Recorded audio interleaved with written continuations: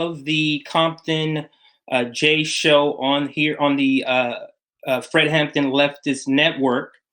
And the reason I wanted to bring you this special episode live is because of that person you see side by side with me, someone whose work and just her contribution to leftism, activism, and just humanity I admire. From the Convo Couch, this is Fiorella. Isabel, how you doing? Hi, thank you for having me. I'm doing pretty good. Good, good, good. Now, we do have a very good topic for tonight because it's very um, it's very real right now. What's happening in the United States with policing and mass shootings and just all the chaos that's happening. Mm. But what we wanted to do tonight was focus on the police state and their connection and their relationship with the military industrial complex. So that is the foundation of where we're going to be, what we're going to be talking about today. But Mhm. before we get into that, a little bit of housekeeping things. Make sure you check out our Patreon. Make sure you like us, like this video so that more viewers can see it on YouTube. And I will try to get to some comments. I don't have a producer tonight, so I will try to get to some of those comments. So let's jump right into it. And I wanted to kind of set the scene with this question first. And that is, if you were, if you showed footage of U.S. policing during, for example, during protests, BLM protests, and you showed this same person footage of U.S. military occupation in other countries, do you believe they will be able to tell the difference if you didn't tell them what location each video was from? Um, I mean, it would be difficult, I think, for some, especially when there is a large occupation, when you have the National Guard, when you had the feds go into Portland. It would be very difficult. A lot of the weapons used by police are uh, given to them by the military. A lot of the training that's provided is based on the Israeli military, and so it's just kind of like when you're there amidst, you know, a protest that has been deemed a riot or is really full of a lot of people and cops just having this sort of battle. Even the formation of the police or law enforcement, whatever division they may be, is extremely militaristic. The way they proceed, their riot gears, their shields, their weapons, the rubber bullets that they use, the pepper gas and the tear gas, all of that is military grade. We actually, when we were in Portland, um, took pictures of a lot of the weapons they were deploying, the canisters, and they were all from the defense industry. I mean, it's they're weapons of war. They were using these weapons of war on civilians. And I said that day that the United States in Portland brought their foreign policy home. The way they treat people, they intimidate. It was something I felt like I was at a war zone. And I have a very hard time telling people that it's any different because it's all part of the same machine. It's all part of the same mechanism. And I think more leftists need to understand that, because there is this tendency to separate issues like my issue, your issue, X issue. Mhm. It's all, a lot of these issues are interconnected, Exactly. specifically regard to our foreign policy and our domestic policy. And it's really telling when you're there. For instance, we were there and we had gotten a hold of this van that used to be part of a Bernie campaign. It was like a Mhm. Bernie van. So we had turned it into like a media van, and we were there, and we were in the van when the feds started coming in and everybody else ran off, and we were just in the van, and they literally like shot like every window, pointed guns at us. We were like, we're pressed, we're pressed. We're like yelling because What? we didn't know like what these people would do, what the feds would do. At that point, of course, it was Donald Trump as the president who had instructed um, the feds to go to Portland. And, but the thing to note about that is Portland was already uh, protesting, not because of the feds, but because of the mayor. And then the law enforcement there was already an issue. So it's not just, oh, like a separation. It's like, well, the police are, I look at them as stormtroopers. They do the bidding of the empire, the Hmm. small potatoes. The military is above them, and the national Hmm. security state apparatus is above them, but they're all part of this Orwellian police state that we're totally living in, where now there's anti-protest laws all over the United States. Which is ridiculous. Which is, to me, is so ridiculous. But to kind of set the scene of what you just spoke about, tell my audience just briefly why you were in Portland. What was the protest about, just so they kind of get an idea. So after George Floyd was murdered by Derek Chauvin, as you know, a protest broke out in 2020, Right. and there were protests all over this country. We started in Los Angeles. We covered the protests there. When we were covering the protests, at one point, myself and my team got arrested because they didn't deem our press passes sufficient enough, and so they said that we made it up or whatever, and they arrested us. Now we there's a lawsuit against the LAPD. There's all these things going on, and they backed off because of how much force they were exerting, right? Mhm. And so we did that. Then we went to Seattle and we went to Portland. And the reason we went was because if the job of the media, the job of journalists, and the job of the fourth estate is to actually watch over the government and make sure they're not abusing their power on citizens. I have the right to film police as they're arresting people to make sure that they're not violating any of their rights. And that's what journalists were supposed to do. I don't know what changed in the last 40 years, 50 years, 60 years, where it became, that journalists are propagandists, that they Yeah. just get paid millions of dollars to lie to people. But really, you're supposed to cover the government to make sure that they're held accountable. So that's what we did. We were following the police and the protesters to make sure that everything was good. Other journalists go there, or I wouldn't even call them journalists, to work with the police and give them information about protesters, right? So a lot of the protesters were on edge, and they were really scared too, because there are people that do that. And what we did was we just filmed, the organization, the protests. We wanted to also pay attention to the movement. We are huge fans of, me specifically. I'm a huge fan of Fred Hampton, Mhm. and I believe in this rainbow coalition. I believe in getting people to fight the empire as a whole. And economic concerns as well, obviously, are directly related to white supremacy. And so when you're fighting these battles, it's important to film the empire doing its abuses. Right. And when we were in Portland, that was the biggest thing in Portland. What I really liked about Portland was that people came together, and it was mostly like, it was people that were regular people having jobs, and then they started combining in lines. Like, they had the teachers, they had the Mhm. lawyers, they had the chefs, they had, like, the kids, the moms, the soccer moms, all these different groups of people. And there were so many people there, and it was peaceful. And anytime it wasn't peaceful, it really was somebody being like, hey, let me burn a tree. And then there was an argument that broke out, like, don't burn the tree. Right. Yes, Right. but blah blah blah. And then there was like a water bottle, Mhm. thrown at a cop.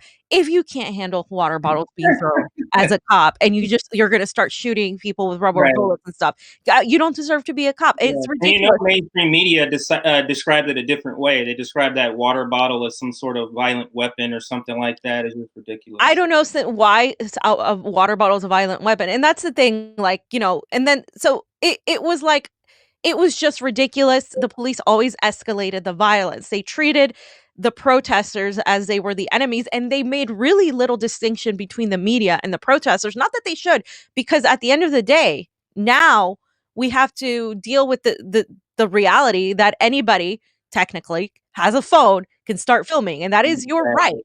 And so all of a sudden now police are, we know that they're judge, jury, and executioner. That's what they think they are. And then on top of that, they're also deciding who can or cannot film. And the people that can often film are mainstream media, CNN, MSNBC. They don't talk about these things. They don't really care about, they don't even get in there like we did. They go from a distance or from a helicopter. we actually went in there, and so it was like, I think it was necessary to do, because what I saw on the internet was a lot of manipulated videos trying to paint protesters as radical Antifa. And one of the things that I found out in going through all these protests, we also went to Denver, and Chaz Chop in Seattle when that was happening. Um, this isn't a monolith. There's no monoliths in this movement. I mean, there's Black Lives Matter, the organization, Mhm. that differs from the chapters in each city. Then there are people who are not affiliated with Black Lives Matter but support the movement of Black Lives Matter. Mhm. Then there are more militia type of pro Black Lives Matter groups. Right. Then there are people that aren't Black Lives Matter, that are like the Boogaloo Boys, and they have a wide array of people. And then there's like all these different groups, right? And I like, when I saw Proud Boys, it was always a negative situation. It wasn't always like that with other groups. I think there's a fear on the left too of people who are heavily armed, Mhm. like the Black Panthers, Yes. militias that are rising up. And that I don't understand, because to me it's like, well, we have the police that are heavily armed. We have the military that are heavily armed. We have feds all over the world that you don't even know what they have all over, like covert operations. The people have to be armed. Mhm. I'm not telling people to go and like start wild wild west, but I am saying like, Absolutely not. Yeah, absolutely not. you Yeah. should, like, if we're gonna, ban weapons, start with the people in power, not the people who are oppressed by the system. Absolutely, and that you bring up a very very good point about the left. The left and gun culture. We actually recently did an episode or a segment on an episode about that. The left needs to wake up, like, and arm themselves. If they don't see what's going on, you can be against gun violence. That doesn't Right. mean owning a gun doesn't equal gun violence. So yeah, I absolutely agree that the left needs to wake up. So now back to the main topic. And my question is: so it sounds like, or I'm not going to assume. Do you believe U.S. policing is modeled after U.S. militarism, or do you think it's just some sort of coincidence? No, there's nothing coincidental about this. I mean, I recently interviewed a gentleman who I think is wonderful. His name is Gardner Nixon. He's an ex police officer, and he's Black. And Mhm. he was, multiple times we have had this discussion where we've come to the same agreement without even knowing. It's the fact is, he knows firsthand that they'll send cops, like, straight up, like, things that they don't even ask for, like military gear Mhm. and all of these things, right? And you have to take into context, right? We're the United States. We're the largest empire, recently described by one of these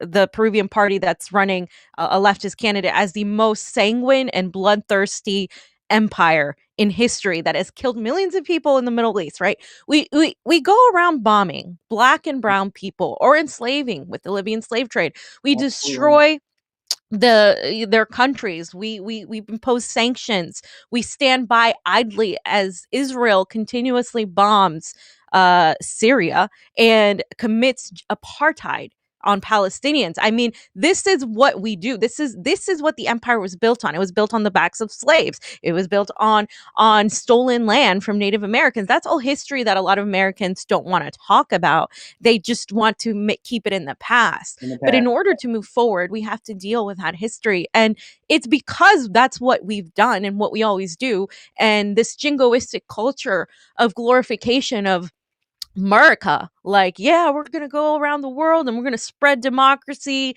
and it's good. We're saving people. We're saving Afghani women, right? We're gonna stay in Afghanistan, or we're gonna find a reason to stay in Afghanistan because the women need us. It's this whole idea of humanitarian aid, but it's not. Mhm. It's not, because otherwise we'd be helping Yemen. So Yeah. if we do that all over the world, if that's what this country is founded on, of course our police are going to be like that. Of course the people we hire are going to be like that. They're going to be yes people. Yes, you don't question, you just obey. And that's why I call them stormtroopers, because it like there's no questioning. When I've talked to police officers as a journalist, if they don't want you moving ahead and you're like, "No, this is this and that," it doesn't matter. My sergeant told me no.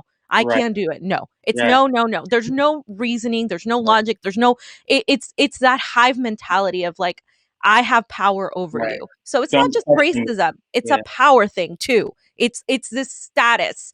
Garland gave me a really great example of, he could walk into a gas station as a black man and they might think, oh, he's going to take something and they might watch him closely. He walks into the gas station with a police uniform, things start to change, right? And there are people like Oprah Winfrey who are never going to be shot by police Right. officers, right? Exactly. There is a racial element, of course. There's racism in this country, but there's also now a power and a class issue with it as well that I think we all need to tackle, especially the protests. When I saw protests that were more organized and more attacking capitalism, I was like, yes, attack the system because the cops are getting orders from somebody above them, right? The Right. cops are being told what to do by somebody above them. Go to those people and then the people above them and then the people above them. Those are the moves that I think the movement needs to start heading to. And they're dangerous moves, of course, as we know what happens to people who really target imperialism. Mm. Well, and it's amazing. You keep segueing into the next question, but as far as imperialism is concerned, so the the United States government, I mean, we're seeing it with the pandemic. They do nothing but cut. They give the American people crumbs, and they make Mhm. cuts to everything that has to do with benefit the American people. But there's two areas that they just spend like drunken sailors, and that is the military industrial complex and the police states. Those budgets are always increasing almost every year, if not every other year or every time they're up for funding. Why is it that these two particular areas, I mean, I know the reason, you know the reason, but explain this to my audience. Why is it that these two particular areas don't seem to catch the same it doesn't have the same, it doesn't get cut at the same rate as some of the other categories by the government? Right, because look, the whole point of the empire is to continue resource extraction. It's to continue expansion, but the difference from other empires, and not that it would be any better morally, is you're not seeing the benefits. Only a very small percentage of people are really truly seeing the benefits. Yes, there are benefits here that we get that in other countries they don't get comparatively, right? But at the same time, it's to maintain control and complacency. The more distracted and the more tired and the more overworked you are, the less you have time to pay attention, especially foreign policy. If I'm a person that has 3 jobs, I'm working all the time and I care about putting food on the table, I care about rent, I care about, having health care. There's a reason why a lot of the left misses the mark when it comes to Mhm. foreign policy because that's how the system is designed. You can talk about being anti-capitalist, you can talk about DSA, you can talk about like, oh, we need to like end homelessness, all these things. But the thing is, all of that is directly related to our foreign policy because all of that money is going into the war machine. And there's a reason why they go after kids in high school in the military because I don't know if you know anybody who's ever signed up, but everybody I know have signed up. Oh, free education, free Right, healthcare, benefits. right, And if you give that to people, guess what? You're not going to have the military that you need to continue doing the things you do. And so it's part of the whole system. It's an ecosystem, a very nasty, nefarious ecosystem that feeds on itself. And the more people are distracted by entertainment, television, reality TV, all these mm, things, and the more they're just busy working, trying to keep up, they're going to look at their immediate concerns, shelter, food, etc. They're really not going to care what goes on outside of that because that is your right, your human biological need. You right. need to have your needs met first. And so that's the problem. And it's part of it is a large part of it too is the lack of healthcare in this system. We used to have an anti-war movement. We used to have the freedom schools. We used to have this sort of idea of the community providing. All of that was pushed out and made to be this sort of radical communist ideology. When I am a naturalized citizen, I remember I had to actually sign. You have to sign and say that you reject communism, that you reject anything like that. You have to say Wait, it's part. what? It's I'm part of sorry becoming to an interrupt American. you. What?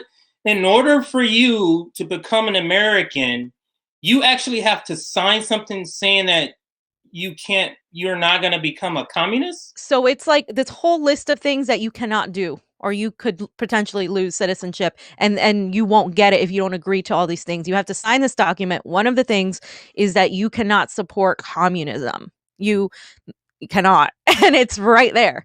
And a lot of people don't know this, and I didn't realize people didn't know this. I thought it was known that you have to completely dismiss communism, and that's it's crazy to think about, but that's what it is. It's this Dang. empire that we are a part of, and it's really hard to get people to wake up to it because, for instance, people in the Middle East, they seem so far away. When you're talking about things like freedom of speech, that seems so like, what is that? What does that mean? I'm worried about my rent. I'm worried about having healthcare. Like, what? Who cares about Julian Assange? This is the immediate concern of people, and I get it, which is why we have to understand how the system works. And the system is, of course, the number one concern is always going to be the military and the security, because the more rights they take away from you, the less privacy you have, the more they're, taking down profiles. They say, oh, it's going to be about the Trumpers. No, it's always about any radical insurgency, that anything they deem radical, right? Leftism, of course, is right there with it. In fact, they hate communism more than they hate anything else, any sort of right-wing ideology. And in fact, this is a right-wing country. Everything else is just it's pretend. It's the Democrat and the Republican Party playing pretend, when really we live in a right-wing country, and they much would rather have authoritarian right-wing dictatorship than they would have any sort of socialist communist, that we overthrow regimes. Look at what we did to Bolivia. Look at how we influenced Ecuador. It's all Venezuela. All of this, it's not for nothing. I mean, we don't want the global South to have strength, especially with China on the rise, and Iran and Russia against the NATO-backed allies, right? Yeah, and to one of your points. I agree with you. It is key keeping the duopoly in place, keeping the structure in place. It is key to suppress wages, just for the very fact I've said it. I've used it. I had a tweet a while back about that, where suppressing wages. If I have 3 jobs, I don't have time to check out whether or not what CNN is telling me is true about Joe Biden. I just have to go, you know what? I only got 5 minutes. I want to know at least what's going on. Let me just watch it, and I'll just go ahead and take them for their word. So that's key to suppressing wages, is key to the duopoly staying in place, keeping people disengaged and uninformed. Absolutely. So what I wanted to do here is segue to another question about the relationship between the military-industrial complex and the police state. Now, the Posse Comitatus Act was passed in 1878, which severely restricts military use on U.S. soil. And the way, in my opinion, the way the ruling class is kind of getting around that, because the ruling class hates the Constitution, they hate everything that's good for the people or protects the people. So the way they've gotten around that is by what you've mentioned already, which is funneling military equipment to our local police departments, and also training them, like you said, in some Israeli military tactics. So it's like, yeah, they're not the military technically, but everything about them is the military. So Talk to me about the relationship between the military industrial complex and the police state when we're talking about everything from training. I am very curious to know more about this Israeli training, for example, that some police departments receive. If you can talk more about that. Yeah, I mean, it's as simple as it sounds. I mean, they're trained in the same way that the Israeli army is trained in, and the same type of mentality, the same type of "I have the power, you don't." Mm, The people that are chosen for law enforcement have cannot be above a certain IQ. They have to take a test that shows how complacent they are. They like it's not like you if you try to apply to be a cop and you are somebody that is has a little bit of like, ooh, I'm not going to pay attention to authority a little bit. If you question, you're not going to get the job. Same thing with the FBI. You have to undergo a thorough process to actually become an FBI agent. They specifically pick out people who are not going to betray them, who are going to follow the rules and who are not going to question.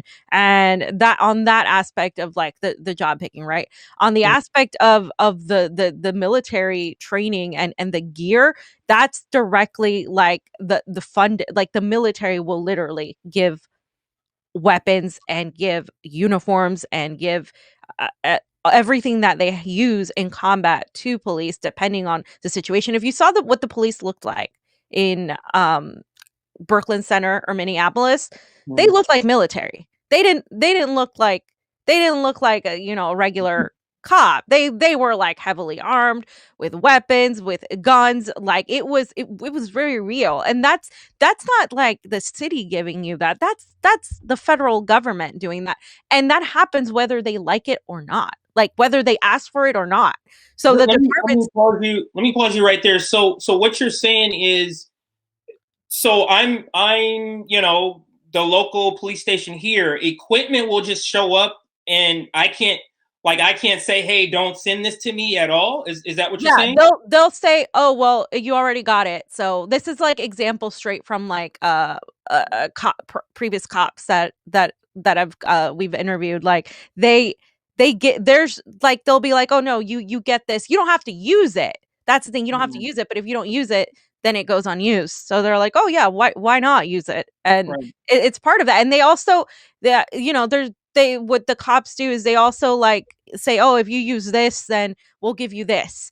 And it's that sort of thing. Mhm. Another thing that happens in the military that happens in law enforcement here is the investigation of themselves, right? When you have, for instance, in the military, women who have been raped or assaulted, there's not really an external investigation. It is literally the army investigating themselves. That's part of the problem. In the police, it's even worse. Because the police unions basically are there to protect even if a cop commits a crime. And that's one of the number one things I think would need to change when you're talking about any sort of reform, which I think we're beyond reform at this point. I because it's Okay. such a systemic issue that when people say abolish the police, I think it means abolish the police in its form.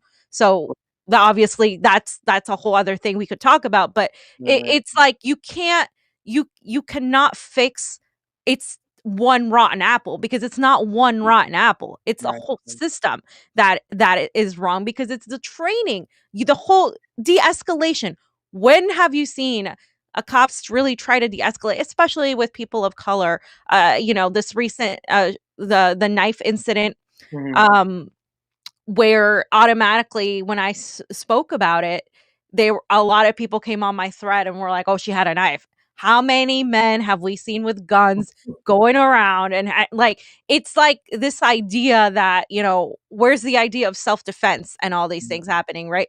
It's the whole aspect of, oh no, like shoot first, ask questions later because they know that the consequences are a slap in the wrist. And so they've been trained to not de-escalate. That was the whole they're supposed to de-escalate. They're actually trained to just act first. And that's a very that is in itself a very militaristic point of view. Like you're in the battlefield, you have to make decisions quick, do this. And unfortunately what happens is people come back in the military with PTSD People are these mostly men, but also women. They are killing themselves because of what they've had to do, and this is a really big problem that nobody's talking about: the opioid crisis. Um, and in law enforcement, what you see is just more of an abuse, whether it's the surrounding family member or whoever is in the street. And again, the sheriff's department, for instance, this is something that people don't know. The sheriff's department in LA is giving vaccines to homeless people without their consent. So there's a lot of that going Oh, on too. let me speak to this. The Los Angeles Sheriff's Department, I don't know of another organization that is more despicable than them. They're Like, worse. they are the awfulest. Like, it's almost like they get people, they like hype them up on steroids, and then they just say, hey, let's come over here and be sheriffs, because they act, it's like this steroid rage all the time. And it's just it's but LA sheriff, I can attest to personally Yeah. that they are awful. Yeah, And they are. back to what you were No, saying. yeah, I mean they are, and you can talk about all the gangs and all of that. It's just they have unleashed some of the most violent attacks against people, and that's what I'm saying. The way they treat not just protesters but journalists, civilians, they are fighting you.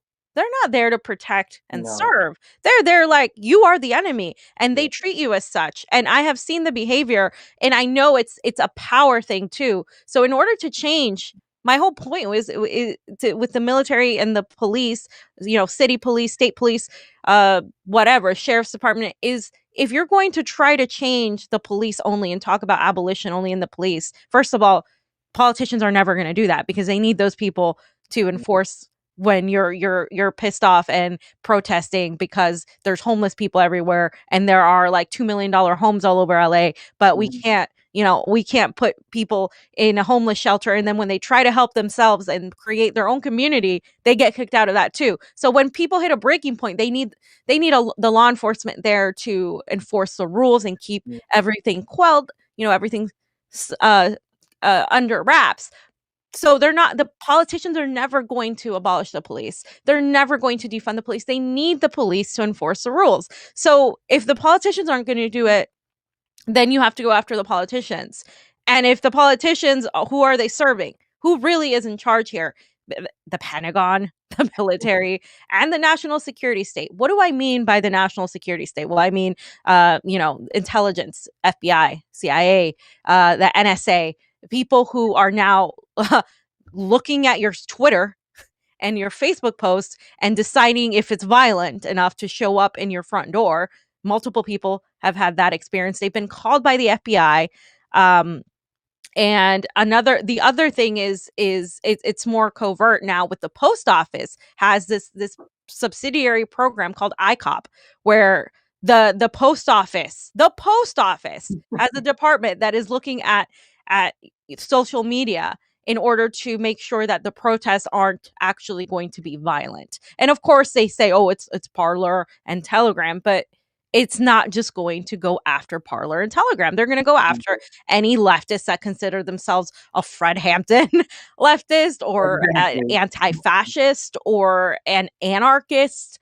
Definitely anybody that calls himself a communist. Like, this is what we're looking at, and people think that it's separate.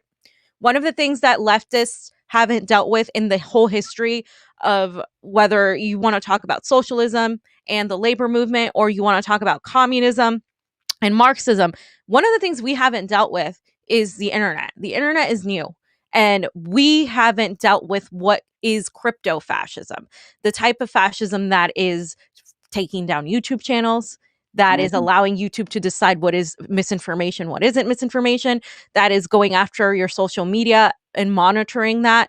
And that's going to be used to silence voices of dissent and truth and to spy on people. So the organizing has to be more covert, if that. And then that's part of it. That's something we haven't dealt with as a movement like before. And I think there's a lot of weakness when it comes to the civil liberties, or like the First Amendment on the left, because we haven't had to deal ever. What, like, Marx didn't have to deal with the internet and with the NSA spying on them when this was happening on the ground. So now we have to deal with on the ground fascism, which is, the police coming in Right. and the protest laws and, maybe, a few Proud Boys or Klansmen out there.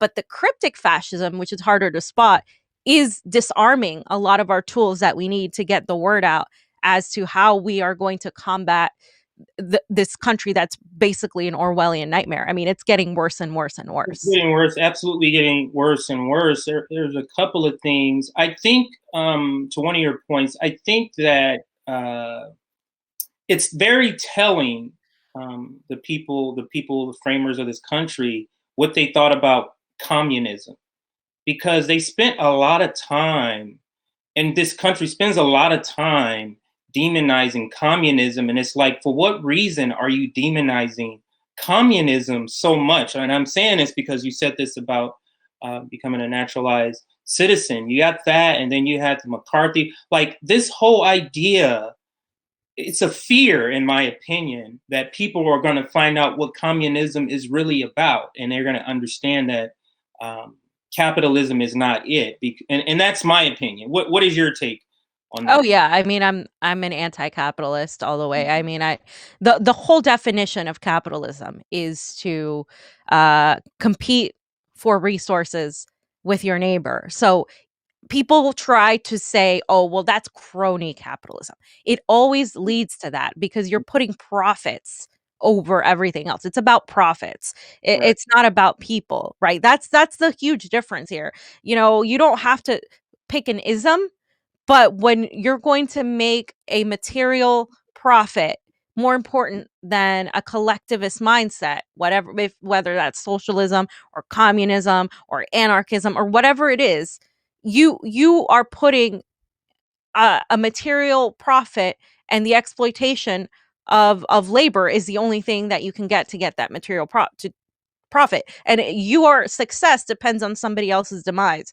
That is inherently a system that encourages not just competition. Eventually that competition turns into greed and it turns into exploitation. That's why we have people like Jeff Bezos. You cannot become a billionaire without exploiting people. Like you cannot. There's a difference between millions of dollars and billions of dollars. There's a huge difference. And you can look at the numbers and the statistics of how many years it would take for the average person to work to become as rich as Jeff Bezos. And if that doesn't do it for you, I mean, I don't know what will. This system is a system that just uses resources to the exhaustion, and then you have nothing left. Capitalist system What is is the always goal, going to go in Fiorella? this What is route. the goal, though? Like, you want more and more until what? Like, do they? You know what I mean? Like, it's like capitalism doesn't have a finish point. Right. There's not a. If you always have to always be growing and growing and growing, that means there's a demise. It has to be a demise of something or someone. It just doesn't make any sense to me. But we're Yeah. gonna go off on a capitalist tangent. I just can't. It really gets under my skin. But Yeah. let's get back to another point you made, and I want to talk about the Patriot Act. And a lot of people don't know this, how the Patriot Act is used to was expanded for the drug war, and they don't understand how it's used for that. But my question to you, or what I would like you to do, is talk about how the Patriot Act is used domestically, not just about the drug war, but just talk about how it's used domestically, even if we're talking about the police state.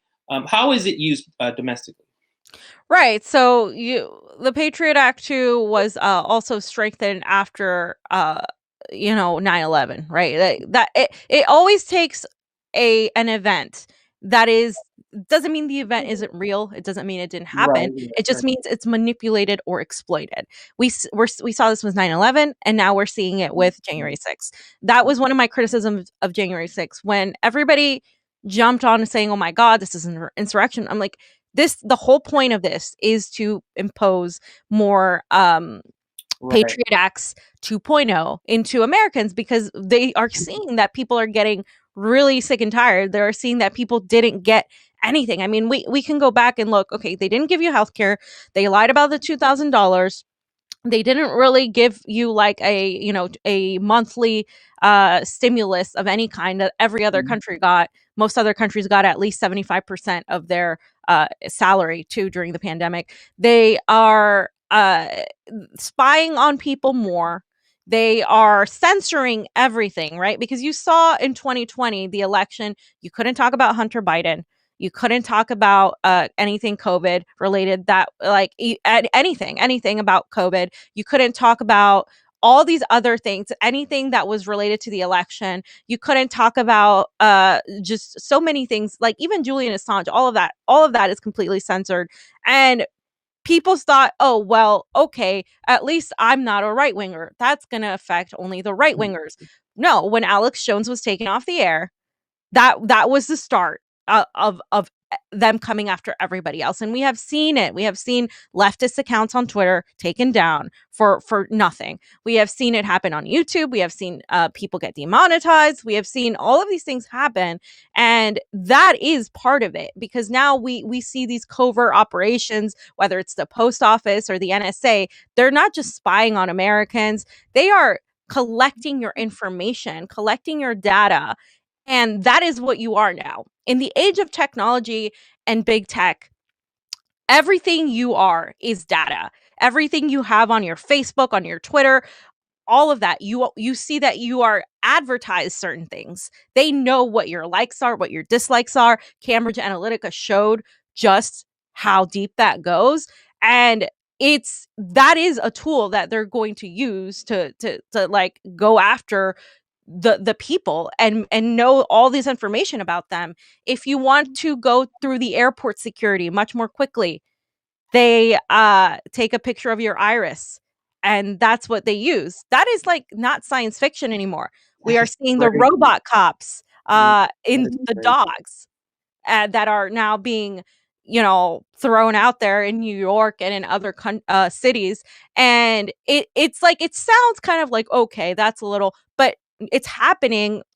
There's also, and I have to go through some more of these documents, but there's also this pre-crime program happening. You're kidding me. You're kidding me. No, I'm not. No, I'm not. Because that's the thing. Like, if, for instance, this is how it's posed. If they see that you are a threat, like if you say like AOC is, AOC should be sent to The Hague, or let's say you say something like that on Twitter, right?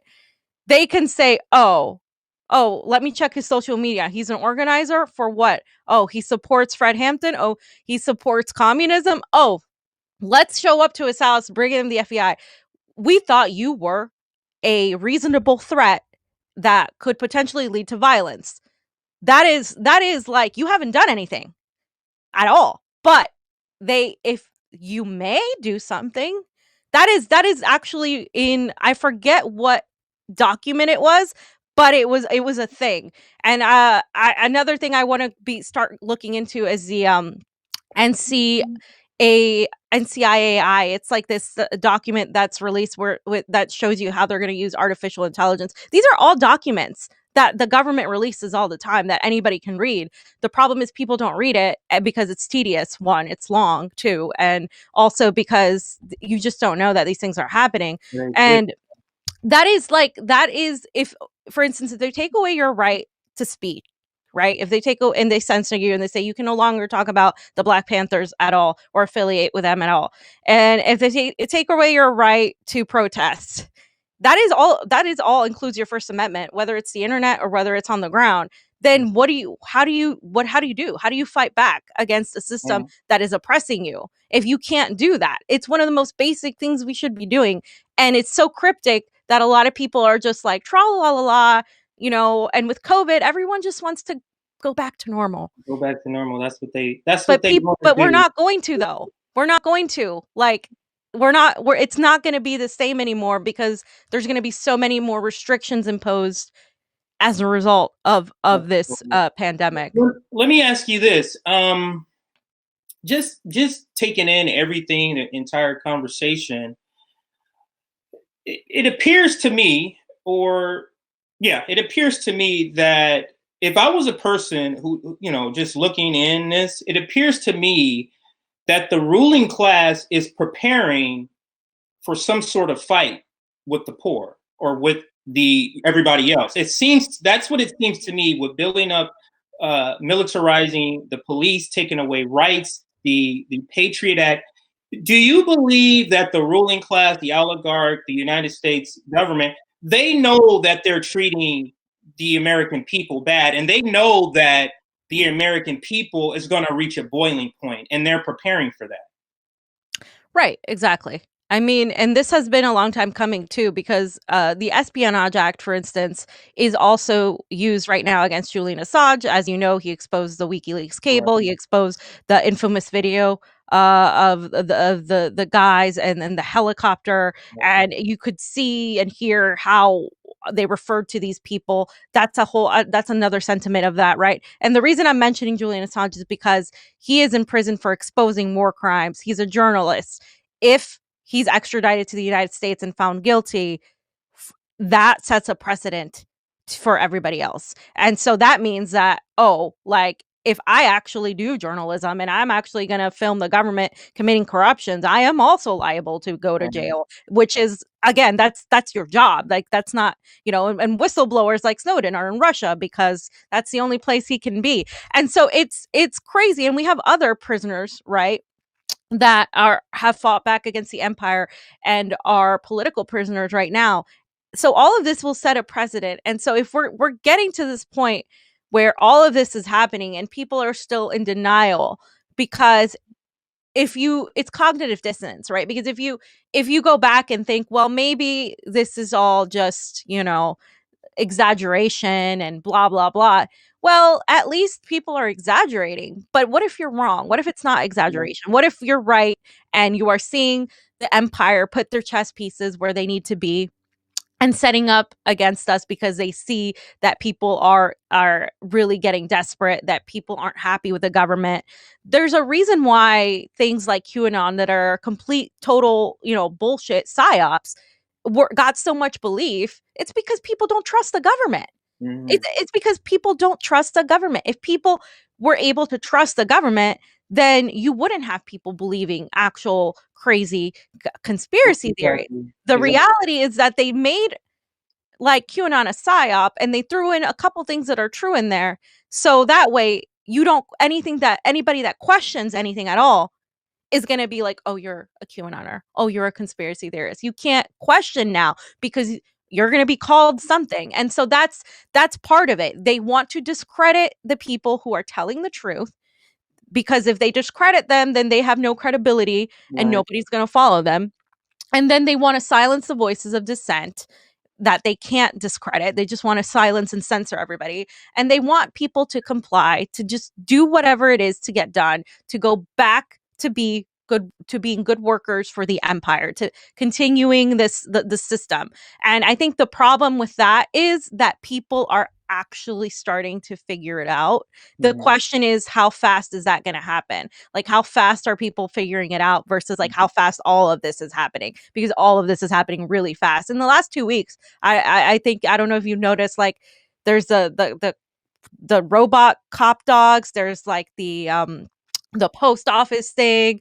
There's like the girl recently, I don't know if you saw it on Twitter, she got her Google Drive taken down. It was educational notes on Palestinians. And then Google is in Israel made this like alliance. Israel is using Google for their cloud, for their data cloud. And it's like all of these things are happening. There is very little power the workers have. We're seeing the Amazon protests. We're seeing people take up in protests, right? We're seeing protests all over the country again. But but how far is that going to go? Because if people don't make the connections to say Black Lives Matter is important, and it's also dependent on press freedoms, because if you can't protest because you're somehow now a rioter or inciting a riot, then what's going to happen to the movement, right? It's all connected, and it's the success of what we do or how we fight back greatly depends on people seeing the connections to the big picture.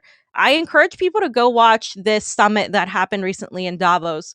Um, it's long, but it's a summit of a lot of rich people, a lot of very wealthy, powerful people, to put it simply and nicely, that have access to a lot of power and wealth.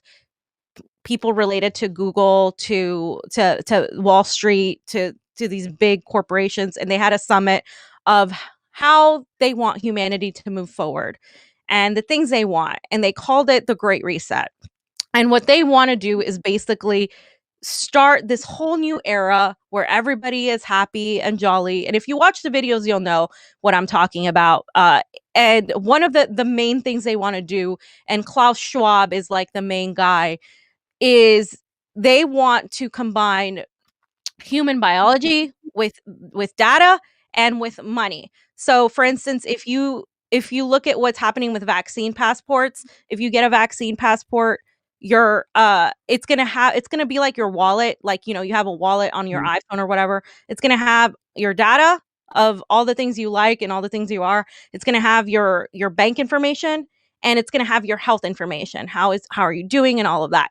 Once they have access to all of these things, right? It's like, it's a no-brainer. You can just they know who you are at all times. It's very Minority Report, and I'm not exaggerating, because what I'm saying is very, very just a basic, not even in detail, but the things that we have to do as a society, you know, taking a step back and looking at this as a more pragmatic, less alarmist kind of look, aspect, is to actually get informed and actually talk to each other and find new avenues of communication, whether it's outside of Twitter, outside of Facebook, outside of YouTube even. You know, we're on a platform in our channel called Rockfin. That's a great platform. Cryptocurrency, it's not a permanent solution, but it is a solution that the working class can use for now.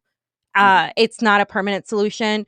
And to find ways of organizing outside of the spectrum of Google, because Google is, you know, it's Susan Wojcicki owns Google, and she has ties to the Democratic establishment, as well as other you know, corporate bankers.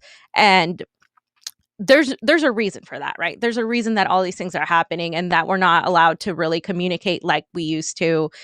It's scary, but I think shows like yours and shows like mine and other people, like informing people on what their rights are, filming the abuses, showing that people aren't happy with this, that this isn't okay, that we need to dismantle the system of oppression. I think that is so important to get people to be like, yeah, that's actually, I agree with you. And if you focus on the issues rather than on just like, oh, that person's a Democrat or that person's a Republican, then you can actually make inroads to people based on the issues that are affecting them, because everybody is suffering right now. You know, under this system, everybody, it doesn't matter. They're all suffering. The working class is suffering.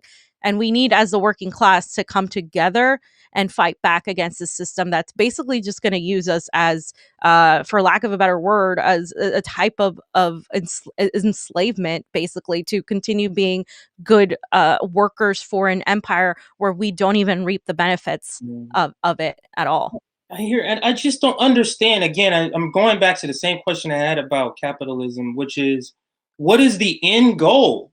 And that's one of my final questions here is, like, what is the end goal of capitalism? I guess it's the same question. What is the end goal of U.S. militarism, and what is the end goal of the police state? I just don't understand what their goal is. So if I don't understand your goal, I don't know when you've reached it, and that it just doesn't make any sense. So what do you believe the goal of the police state and U.S. militarism is? If they're different, if they're the same?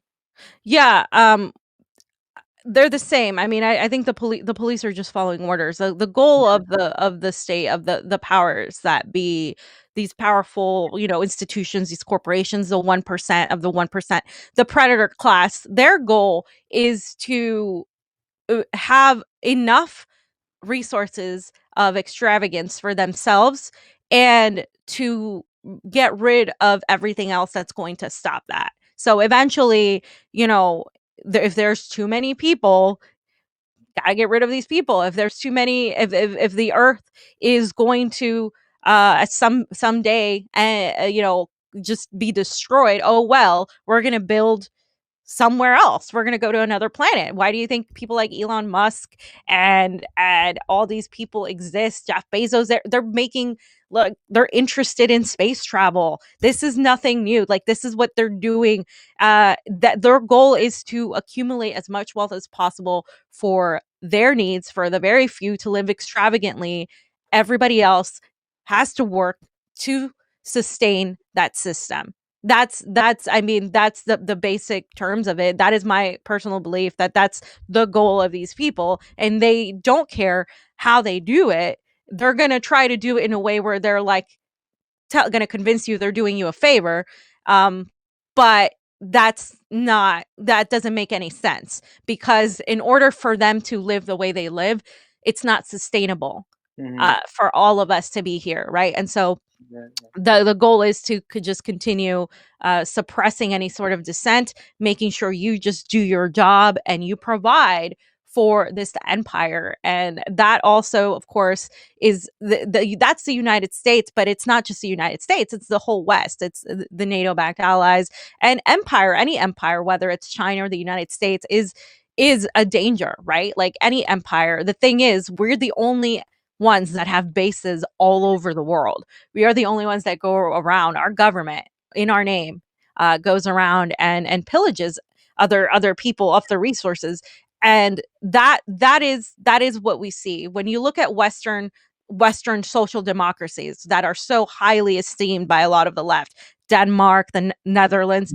Why do you think these are all white countries? Like, you're never gonna see, like that type. Oh yeah, that's acceptable. That's cool. How did Europeans have all this wealth, and yet the global South is is so poor when they have oil, when they have gold? That's something to think about as well when you're fighting the system of the predator class. In it, there's a lot of white supremacy too when you are fighting that capitalist system, because the people in power, while we can have intersectional fascism now with Kamala Harris and the most diverse cabinet in the history of this country, it's still, there's still an element of that at play when you notice which countries are constantly bombed, sanctioned, and destroyed for natural resources. Yeah, and I mean, I just come back to the same question, but I'm not going to ask the same question over and No, over. yeah, I mean, that's just what I think. Yeah, it's just so jarring to me that it's just, you know what I mean? Like, you got to peel it, you got to do it. Just seems exhausting to Yeah, have to do this, to have to keep trying to pillage. It's like, I get what you're saying. Basically saying, in order for us to live this extravagant lifestyle, we need to make sure you're extremely poor, right. because it has to be a contrast. It has to be where I have everything and you don't.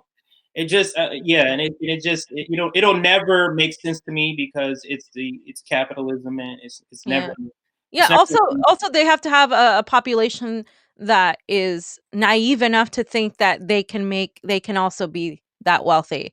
So Right. that you'll always have those people that are working class, or Mm, I think middle class is a capitalist definition. I mean, I think you're either, the working class or the 1%, but for terms of the United States and how people refer to them as, middle class or whatever, or you could even go as far as the petty bourgeois and like talk about how those people think like they're gonna be these, at the right. same level of the empire.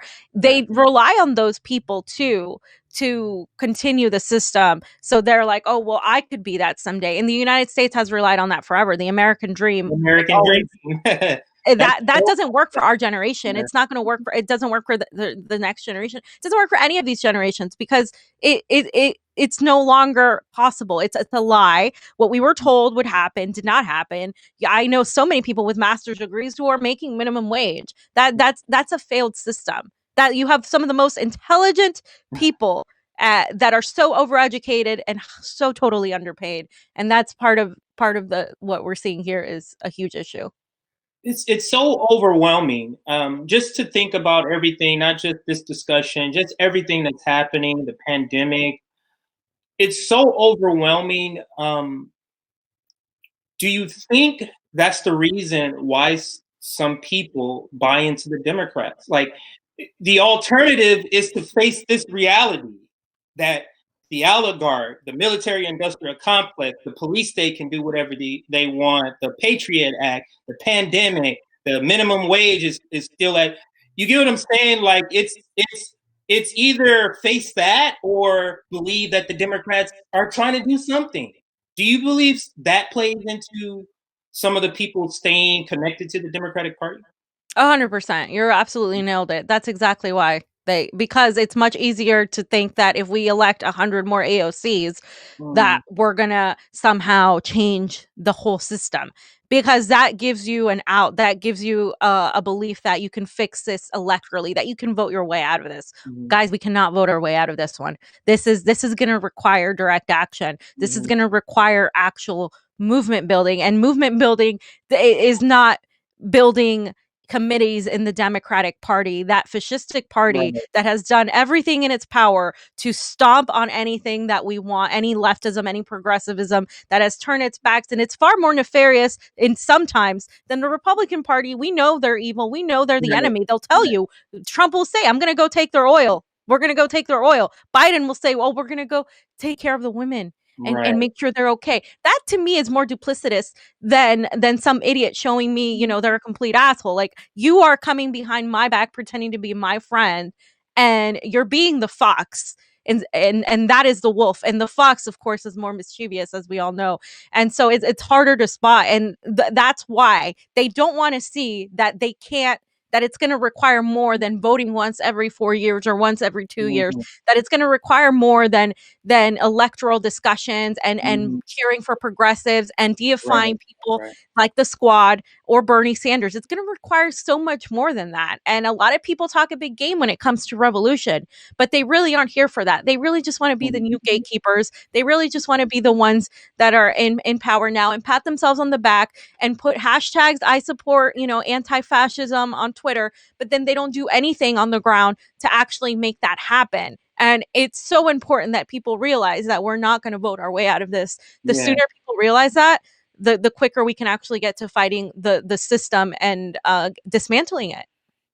great, great. That's actually a great ending point, uh, there. I second what Fiorella is saying. We're not going to vote ourselves out of this, and I say this all the time on some of my social media.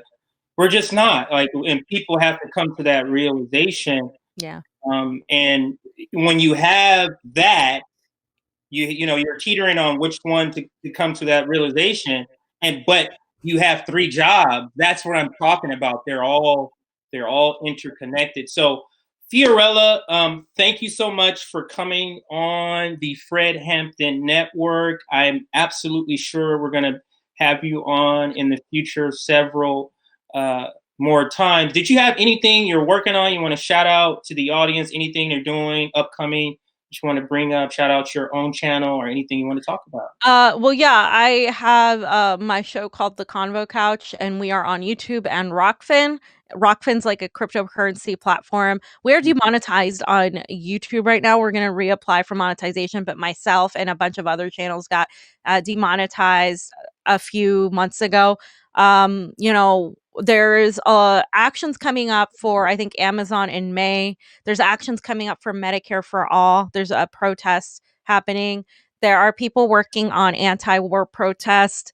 We recently did anti-censorship protest here in Los Angeles. We got a decent amount of people to come out, like 70 people, which is good because nobody really pays attention to the Mhm. First Amendment. But that was during the time that everything was happening in Minneapolis. So that was cool. And yeah, I'm really like, my whole focus is to really understand the big picture and to connect the dots for a lot of people that are, really just paying attention to one issue.